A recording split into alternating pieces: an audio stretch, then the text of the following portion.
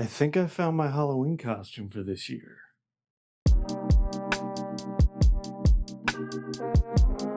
He's not the hero we deserve, he's the hero we need right now. The Toxic Avenger. Yes, we've finally done every comic book hero that we're going back to some of the obscure ones, like the Toxic Avenger.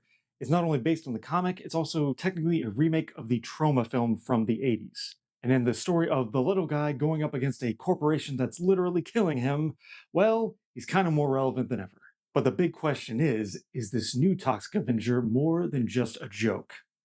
Life can't seem to get worse for Winston, played by Peter Dinklage. He's a lowly janitor working for the big corporation that's literally killing the town. He's a single dad to his stepson, and he's just been diagnosed with a fatal brain tumor. So what's a semi-decent, non-confrontational guy to do? Well, he makes a last-effort plea to the CEO of that corporation, Bob Garbinger, played by Kevin Bacon. But after he's laughed at and dismissed, a lethal accident with some of Bob's goons results in a mutation. Thus, Winston becomes Toxie, aka the Toxic Avenger. Now equipped with his glowing radioactive mop, he's on a mission for revenge and for the little guy.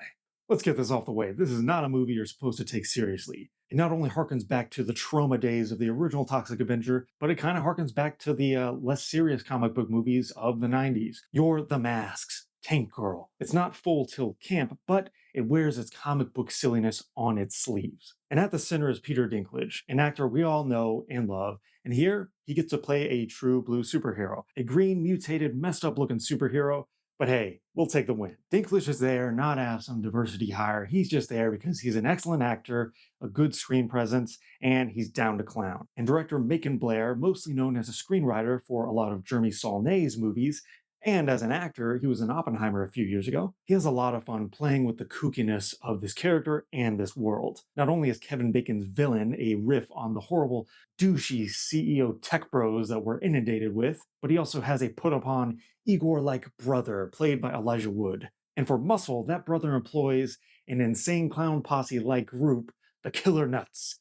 They jam out and do Bob's dirty work. There's also a subplot involving Taylor Page as a whistleblower. She crosses paths with Toxie, and they decide to team up to take Bob down. It's the classic comic book setup. The little guy is cursed with extraordinary powers, and once Dinklage becomes Toxie, things take a splattery turn. This isn't just a B-movie, it's a gore-fest B-movie. Toxie kills bad guys with his radioactive mop, bashing their jaws off, impaling them, slicing brains open. It comes to a point where the gore kind of becomes the most fun thing about this. You can tell Blair relishes this aspect of the movie because it gets to shock and make you laugh. Less well done, though, is the world building.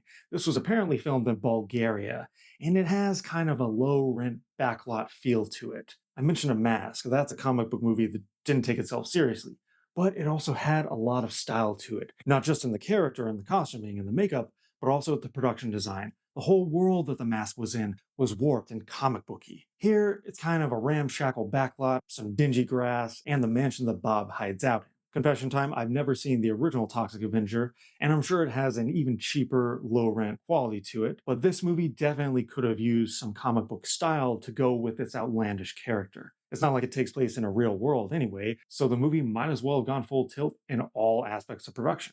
But another thing The Mask had is, though it was silly, it would never stop to wink at the audience. It had this outlandish comic book world, but it played it straight because it believed in it to its core. This movie, at least to generate laughs, is constantly winking at the audience. And that makes it not feel low budget, but more generic. There's definitely thought put into this movie in making it a crude and gross time for the audience. But it also just kind of makes the movie feel like a joke. A fun one at times, but a joke nonetheless.